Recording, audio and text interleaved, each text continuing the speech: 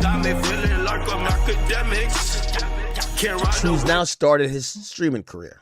If you don't know, Big Meech is now a streamer. Yes, indeed. He's now a streamer. Now, while being a streamer, Big Meech is giving it up. He's now giving stories that were unheard of. He's kind of breaking stuff down. Remember at the time, people say he just didn't talk. Now we're realizing he's doing a lot of talking. And he has an opinion about everything. And he gave some of these opinions recently on his live stream. This is what he said about Wack100. Niggas. I'm an East Side. BMF has been had a negative impact on somebody y'all fuck with, period. Street Lord Juan was writing Lil Larry. Everybody who been to the MDOC. So that's Dogface. Dogface had said something, remember BMF was big in Detroit. Dogface had previously said something about Big Meech. No, I'm telling the truth. What you writing to send a nigga money for who killed your man? Ain't nobody saying I'm lying. See, the thing about me is, ain't nobody saying I'm lying. Well, first of all, bro, fuck everything BMF. Everybody who claims BMF, fuck them all. Fuck their mamas, fuck their sisters, fuck their dog, fuck all of them. And I'm standing there with the full force of my motherfucking throat and esophagus. Dang, he talking spicy. What's going on, chat? What's up with my people, man? Y'all hit that like button, man. Who all up in here? Y'all know we finna get into the Big Meech thing, man. Come on, man. That boy Big Meech finally talking. He finally talking, man. Share the live, man. Hit the like button. Share the live, man. Where my good people's at? It's just on the same page. That's number one. BMF has been moving so shiesty and so dirty and so sneaky that if motherfuckers from the east side of Detroit really knew the role that BMF played in a lot of the street shit that took place, motherfuckers from the east side of Detroit wouldn't fuck with nothing BMF whatsoever. Period. Simple as that. And that's the absolute truth. What's up with it, Nikki Love? I ain't seen him in a minute.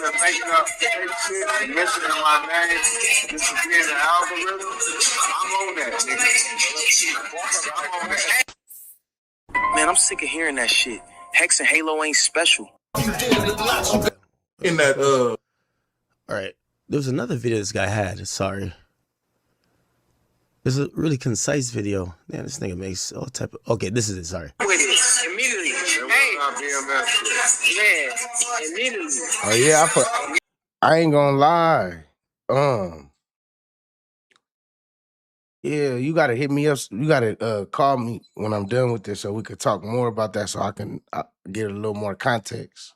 But sorry for your loss, man. Y'all put a prayer in the chat for Nikki Love, man. That's Miss Nikki right there, man. That's one of our she's a pillar over here, man, especially in the chat, man. Tragic things happen, man. We just gonna send prayers for her, man. She lost her son. We're sorry for your loss. It's my uncle. Shout out you gotta call me. Real shit. Shout out Rob. Shout out Rob. Shout out, yeah, that's Rob. And shout out Tito Dad. Real shit. His right-hand man. Real shit. Now, also, I'll give you a little bit of context. You know his son is Lil Meech. Apparently, he says Lil Meech is considering himself an A-list actor, so they don't want... his son doesn't want to do live stream. So that's why he's an older guy, but like he's doing live stream because he said his son is an A-list actor, looks at himself like an A-list actor, so he doesn't want to like get overexposed because he want to keep that actor aura. Now I never watched BMF when 50 produced it, but is that true? Do you look at Lil Meech and be like, yo, Lil Meech is gonna be Denzel? You guys let me know. Shout out motherfucking Big L. Shout out Big L. Shout out J-Bo. Shout out Big T. Shout out. Shout out Lil Dog. Shout out motherfucking everybody that's a part of the BMF family that kept it 1,000. And guess what? You didn't keep it 1,000. No shout out to you, bitch ass nigga. You go. What's the deal, Lamar? Niggas. Look. Keep them niggas out the picture. Real shit though. I've been here since 2000. You know what I'm saying? Like real shit. Okay. Bitch ass niggas. Okay. Y'all know what's going on. The realest people, y'all know them informant. Are you substantial assistance niggas? Are you Wack100 type bitch ass niggas? This is all you Wack100 type bitch ass niggas. Don't get no playing alright. You feel me? So he says, y'all Wack100 niggas don't get no playing all right. Now, keep in mind, obviously he's saying Wack100 type niggas, so I guess he's talking about Wack100. Now this is where everything is gonna change because Wack100, when Big Meech came out from jail, oh yeah, he went on a rampage. He went on a smear campaign. He produced paperwork, all different types of stuff. Wack100 is not gonna stop until Big Meech speaks on the paperwork. Now, I don't know if the paperwork is real. I don't know if it's fake, but he had the world screaming that Big Meech was no good. And then things didn't make it no better because right before that and after that, Lil Meech, he got caught up on a couple of situations and they was trying to say he was no good. So Big Meech was doing fine when he was quiet. Now we got 50 Cent. We got 50 speaking on it, man. 50 posted this, and the caption says, I'm not gonna lie, Wack on facts this time with the popcorn. Now that could have been just because this situation that 50 had with Meech, and 50 probably in his feelings, you feel me? So he like, oh yeah, bet, say less. I'm finna give Wack some credit because he know that his audience gonna go over there and watch. So 50, he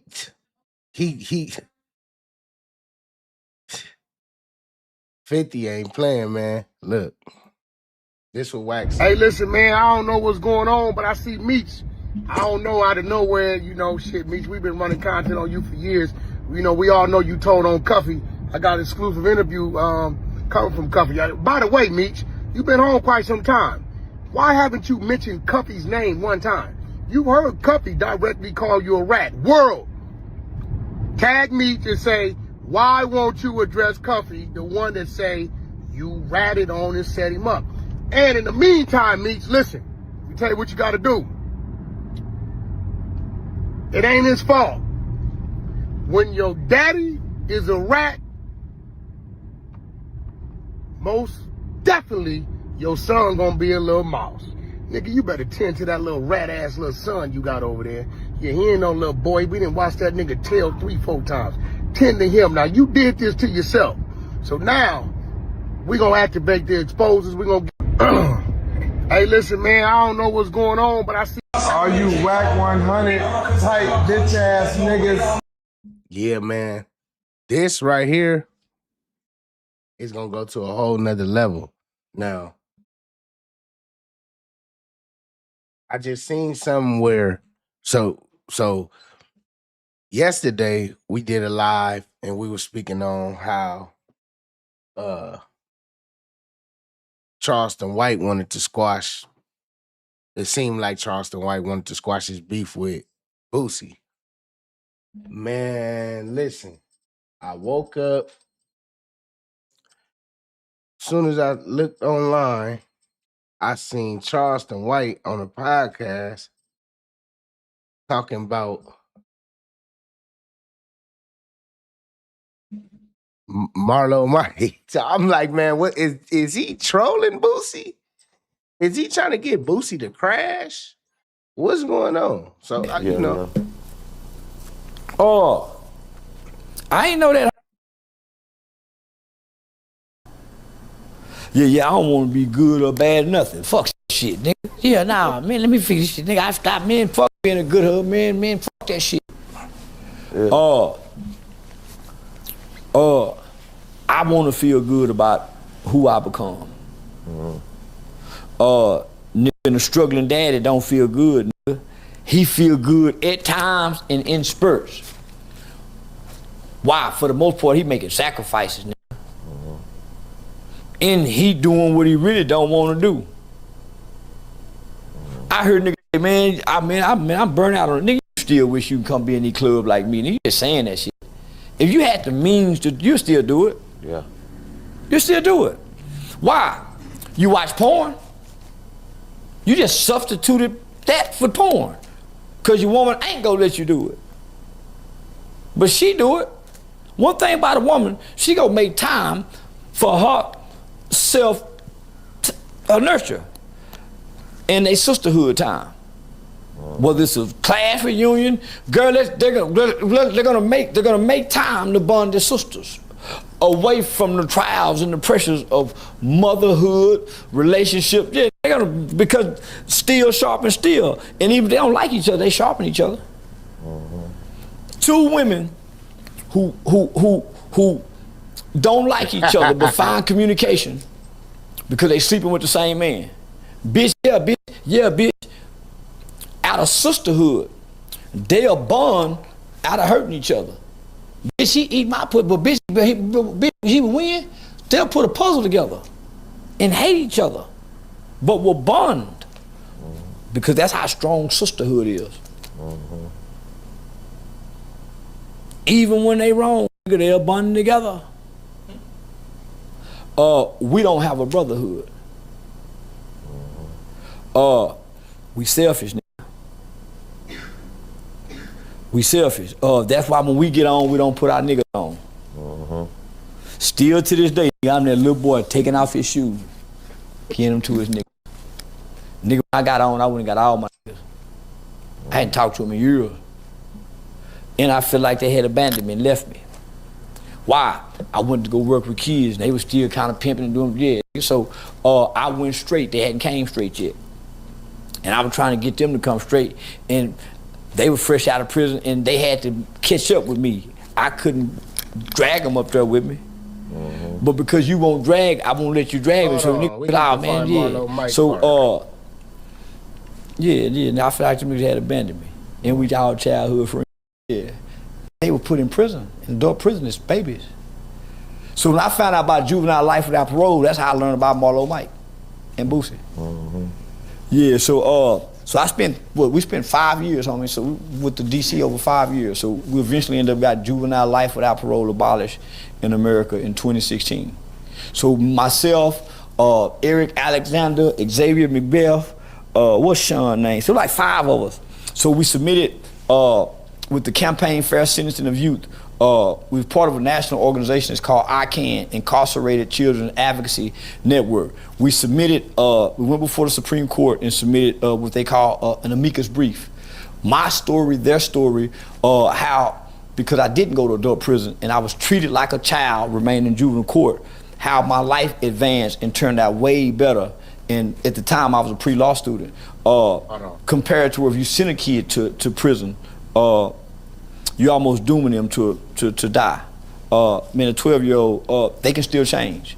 Why? This is where the brain development come in. The human brain don't develop to at or around 25. So I haven't made a concrete decision as a killer at 16. I was impulsive. I'm not a murderer. A situation happened and I acted out and somebody died. Carmelo Anthony. We didn't go to the mall to kill nobody. We didn't go to the mall to kill nobody. We just took a gun just to have a gun, but it wasn't to kill nobody. Why you give it to him, man? We just doing, that's what we do. We had never shot nobody before, nigga. No, nigga. We shot over people's heads. But he said he was holding the gun down and it went up and shot him in the heart, in the chest right here, blew it back out. Why? It was a .357 Dallas police gun that we broke into my girlfriend's house, who daddy was a Dallas police officer, because she broke up with me. Yeah, most young when you break up with them, come back and break in your house or your parents' house. Yeah, especially if you let them over there. Our boyfriends do that. Yeah, I was a little roguish motherfucker. Breaking them up. broke in 2 or 3 of my girlfriend's house. Yeah, nigga, $8 her brother, shit, yeah, VCR, and then $10, yeah, nigga. So that's the gun we used. We broke into my girlfriend's house. His dad was a Dallas police officer, blue chip hollow points. But nigga, after we killed him, we got to play like we ain't got no, we got to play like we killers. But we ain't no killers, nigga. They ain't trying to kill that man. Yeah, nah, nigga. If I would've knew better, I would've stayed there with him and laid next to him, played like, yeah, you know, talk to him while he died. Man, I'm sorry, man. Yeah.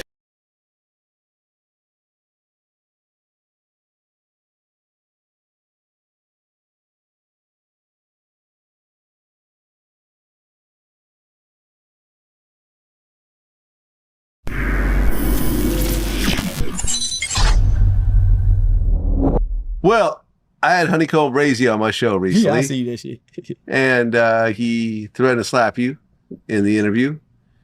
If I see Charleston White, I'm gonna slap his head out type of shit. Like, the world supposed to know that. This is when the world supposed to know, like, it don't even, you know what I'm saying? Like, if Brazy ever see Charleston White, his head is slapped way over that way. There's some world supposed to know, bro. Like, it's me, this Brazy.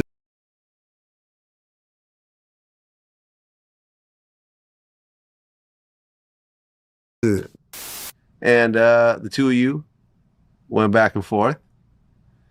He said, well, you said that you'll shoot HoneyKomb. Yeah. And you called him. Yeah. He said, My bad. I heard him say, I said, what y'all think about this, bro? As a matter of fact, let me fix my thing up. We're gonna get back to normal.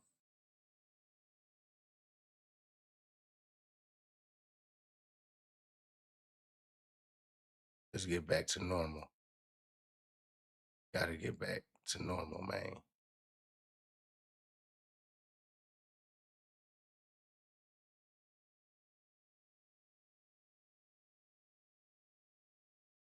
Y'all hit that like button, man. I know what's going on.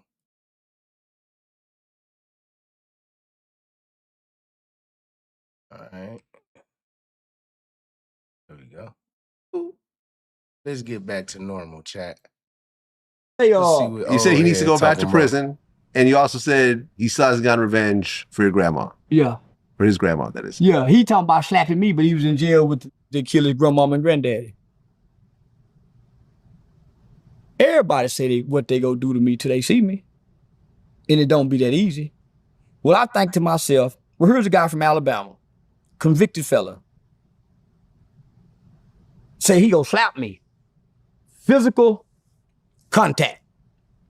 In Texas, I get to use weapons against like you for making those threats. You know what you got to do to slap a grown man? You got to be willing to die. Literally. Yeah, to slap another grown man unless he just go take it. It's been proven that I ain't gonna take nothing from none of you. You got to give it to me. And when you give it to me, I got a response. So he don't factor in my response. I heard him say, well, man, all the jails and police know they say his medical records say his mental health records say he go to jail, he might rub feces on his face. He might rah. My mental health medical records say I'm in by ideation and preparation with a marijuana psychosis. So I practice going to the range. I practice if you hit me, what I'm gonna do. And I practice guys, it's like fire drill. And I'm tactical. So if you go slap me for what I said, be willing to die. Well, I know you ain't willing to die because you ain't died about your grandmama and your granddaddy yet. And them in jail where you keep going back to. We ain't heard about you going to jail, staying in jail when it's time to get out. I don't think that a prison would put you in the same vicinity as someone who killed. I know for a fact they will. I know for a fact. I know a guy by the name of DJ. I know mistakes get made sometimes. No. You can't hide it. You can't. They don't separate y'all. They don't say, hey, he killed his brother. Ops run into each other. You killed my daughter. Y'all run it. They don't do that in prison. Okay. You're gonna run it. So now you're gonna run it something. So how you bad online every day? This what about these. They be so tough about what they go do. You ain't done nothing to them talking about fighting you.